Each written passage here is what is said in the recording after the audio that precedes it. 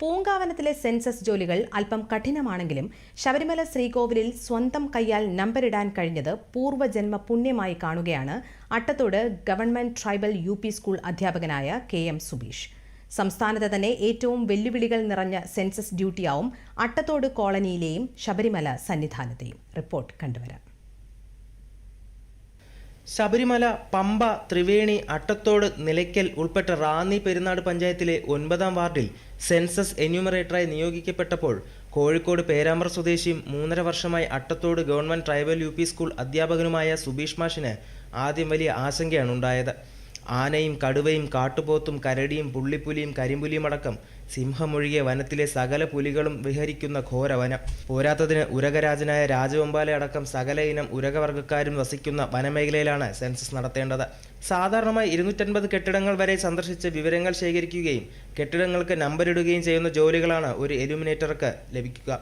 എന്നാൽ സന്നിധാനമടക്കം 1000-ലധികം കെട്ടിടങ്ങൾക്കും ആദിവാസി ഉന്നതികളടക്കം 200-ലധികം ഭവനങ്ങൾക്കും ഉൾപ്പെടുന്ന വിശാല പ്രദേശത്ത് ഒരൊറ്റ സെൻസസ് ഉദ്യോഗസ്ഥനായാണ് പ്രവർത്തനങ്ങൾ നിർവഹിക്കേണ്ടി വന്നത്.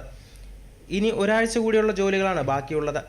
സന്നിധാനത്തിനുമപ്പുറം ഉൾവനത്തിൽ ആദിവാസികൾ നിർമ്മിക്കുന്ന താൽക്കാലിക താമസ സംവിധാനങ്ങൾക്കുമടക്കം നമ്പരിട്ട് വിവരങ്ങൾ ശേഖരിക്കുന്ന ജോലി ഏറെ സാഹസം നിറഞ്ഞതും അതീവ ശ്രമകരവുമായിരുന്നുവെന്ന് സുബീഷ് മാഷ് പറയുന്നു.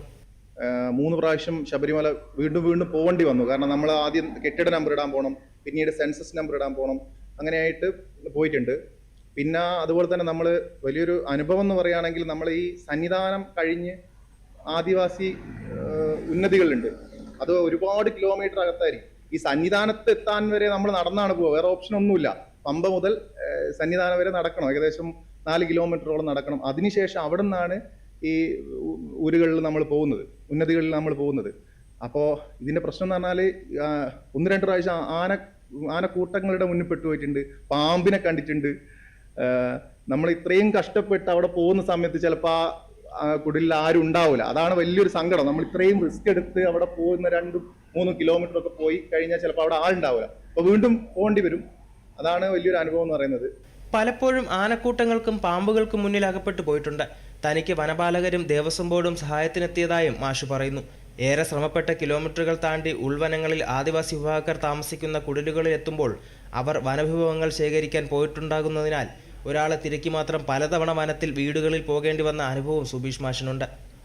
എന്നാൽ ശബരിമല ശ്രീകോവിലിൽ സ്വന്തം കൈകൊണ്ട് നമ്പർ രേഖപ്പെടുത്താൻ അവസരം ലഭിച്ചത് ജന്മപുണ്യമായി കരുതുകയാണ് തികഞ്ഞ അയ്യപ്പഭക്തനായ സുബീഷ്. ദൂരദർശൻ ന്യൂസ്, പത്തനംതിട്ട.